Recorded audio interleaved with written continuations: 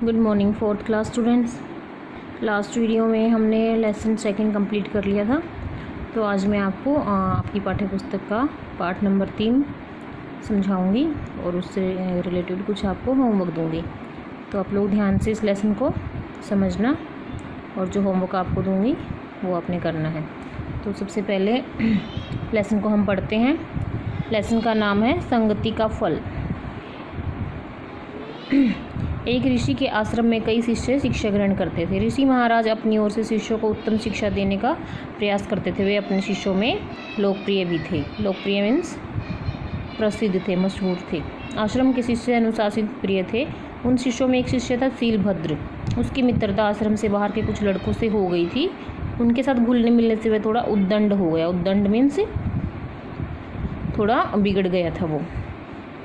आश्रम वासियों को शीलभद्र की उद्दंडता से कई बार परेशानी होती थी। वे ऋषि महाराज से शिकायत करते और ऋषि महाराज शीलभद्र को समझाने की चेष्टा करते, पर शीलभद्र था कि मानता ही न था। ऋषि उसे आश्रम से बाहर निकाल सकते थे, पर वे ऐसा नहीं करना चाहते थे। वे उचित अवसर की तलाश में थे ताकि शीलभद्र को सही मार्ग पर लाया जा सके। एक बार ऋषि महाराज अपने शिष्यों के संग टहलने निकले। टहलते टहलते वे सब समुद्र तट पर पहुँचे। समुद्र तट पर ऋषि महाराज सागर की लहरों को निहारने लगे। सागर की लहरों के बीच उन्होंने एक समुद्री जहाज को आते देखा। ऋषि महाराज ने अपने शिष्यों को संबोधित करते हुए कहा, वह देखो, जहाज किस प्रकार लहरों को चीरता हुआ आगे बढ़ रहा है। शिष्यगण उस विशालकाय जहाज को निहारने लगे। शीलभद्र तो अपनी आदत से मजबूर था। उसने ऋषि महाराज से पूछा, यदि यह जहाज पानी में डूब जाए तो क्या होगा।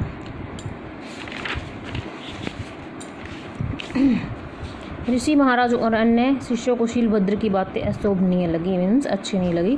तभी अचानक तेज उठती लहरों के बीच जहाज डगमगाने लगा। देखते ही देखते जहाज अथाह सागर में विलीन हो गया, मीन्स डूब गया।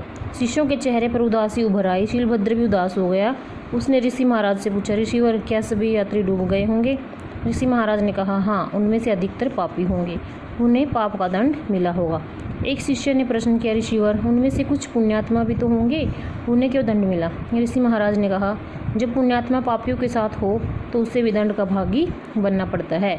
ऐसा कहकर ऋषि महाराज वहाँ से चल पड़े। उनके साथ साथ शिष्य भी चलने लगे। रास्ते में शीलभद्र ने रेत पर पड़ा एक शंख उठा लिया।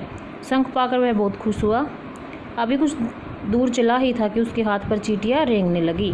वास्तव में शंख के अंदर एक कीड़ा मरा पड़ा था। इसी कारण शंख में चींटियाँ घुस आई थी। चींटियों के काटने से शीलभद्र छटपटा गया और क्रोधवश उसने शंख को समुद्र में फेंक दिया। ऋषि महाराज ने सोचा कि शीलभद्र को शिक्षा देने का यही उचित अवसर है। उन्होंने उससे पूछा, वत्स, तुमने इतना अद्भुत शंख पाया, पर उसे पानी में क्यों फेंक दिया। शीलभद्र बोला, ऋषिवर, शंख के अंदर चींटियाँ थी जो मुझे काट रही थी, इसी कारण मैंने शंख को पानी में फेंक दिया। वत्स, क्या तुम्हें सभी चींटियों ने काट खाया था। ऋषि महाराज ने पूछा। नहीं, उनमें से कुछ चींटियों ने ही काटा था, शीलभद्र ने उत्तर दिया। हाँ, तो इसका अर्थ यह हुआ कि उद्दंड चींटियों की संगति के कारण ही अन्य चींटियाँ दंड की भागी बनी, है ना। ऋषि महाराज ने शीलभद्र से पूछा। शीलभद्र ने शायद ऋषि महाराज की बातों का अर्थ समझ लिया था। उसने अपनी दृष्टि झुका ली थी। ऋषि महाराज ने आगे बढ़कर शीलभद्र के सिर पर हाथ फेरते हुए कहा, वत्स, सगी साथी का चुनाव करते समय समझदारी से काम लो, वरना संगति का फल तुम्हें भी भुगतना पड़ सकता है। शीलभद्र ऋषि महाराज के पैरों पर गिर पड़ा और कहने लगा, ऋषिवर, मुझे क्षमा करो, मेरे नेत्र खुल गए हैं। ऋषि ने शीलभद्र को उठाया और गले से लगा लिया।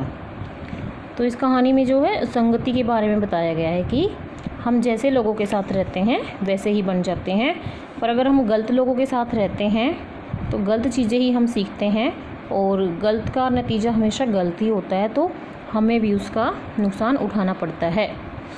तो आपको मैं इसके शब्दार्थ दे रही हूँ होमवर्क में लिखने के लिए और साथ साथ याद भी करने के लिए। तो अपनी नोटबुक में लिखने हैं, पाठ का नाम लिखना है साथ में और इसके शब्दार्थ लिखने हैं। पहला शब्द है शिष्य। शिष्य का अर्थ चेला।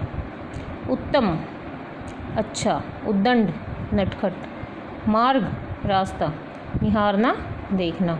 विशालकाय, बहुत बड़े आकार वाला। अथाह, बहुत गहरा। विलीन, गायब। दृष्टि, नज़र। तो ये इसके शब्दार्थ हैं जिनको आपने अपनी नोटबुक में राइट डाउन करना है और इनको साथ में लर्न भी करना है। तो उम्मीद है आपको लेसन समझ आया होगा और शब्दार्थ आप इसके लिखेंगे और उनको लर्न भी करेंगे। तो नेक्स्ट वीडियो में हम इसका बाकी का बुक वर्क करेंगे। तब तक आपने ये अपना होमवर्क कंप्लीट कर लेना है और अपना ध्यान रखना सभी ने। Okay students, thank you.